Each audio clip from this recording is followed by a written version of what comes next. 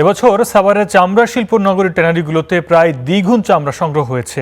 এখন চলছে সংরক্ষণের ব্যস্ততা। তবে দেশ জুড়ে চামড়া সংগ্রহে ব্যাপক সিন্ডিকেটের অভিযোগ উঠেছে। শিল্পমন্ত্রী আব্দুল মুক্তাদির জানিয়েছেন, চামড়া শিল্পে দূষণ কমাতে তৎপর সরকার। সেক্ষেত্রে বড় ট্যানারিগুলোকে নিজস্ব ইটিপি করার উৎসাহ দেওয়া হচ্ছে। সাভার চামড়া শিল্প নগরী পরিদর্শন শেষে এমনটা জানান তিনি।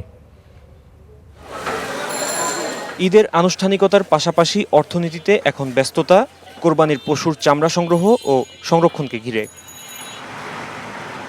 ঈদের দিন থেকে শুরু করে শুক্রবার দুপুর পর্যন্ত সাভার চামড়া শিল্পনগরীতে ১৫০০-এরও বেশি ট্রাকে এসেছে প্রায় ৫ লাখ পিস পশুর চামড়া। ট্যানারি সংশ্লিষ্টদের দাবি, গত বছরের একই সময়ের তুলনায় এবার ঈদের প্রথম দিনেই চামড়া এসেছে প্রায় দ্বিগুণ।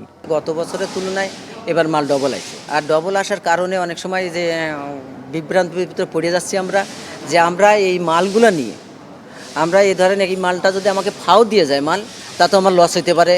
চামড়ার এই রেকর্ড আগমনে সাভারের ট্যানারিগুলোতে এখন নেই দম ফেলার ফুসরত। চলছে দিনরাত ২৪ ঘন্টার কর্মযোগ্য। তবে ট্যানারি মালিকদের দাবি, মাঠ পর্যায়ে অসচেতনতা, দক্ষতার অভাব এবং সময়মতো লবণ না দেয়ায় গুণগত মান নষ্ট হচ্ছে বিপুল পরিমাণ চামড়ার।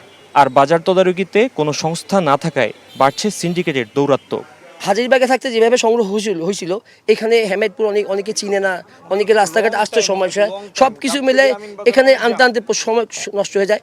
তখন তো দেখে যে এই গ্রেডিং নেমে যায়, এই চামড়া কেউ কিনে না। এই কারণে এটা নিয়ে আসলে যে কেনার আগ্রহ, ব্যবসা করার আগ্রহ আস্তে আস্তে কমে যাচ্ছে।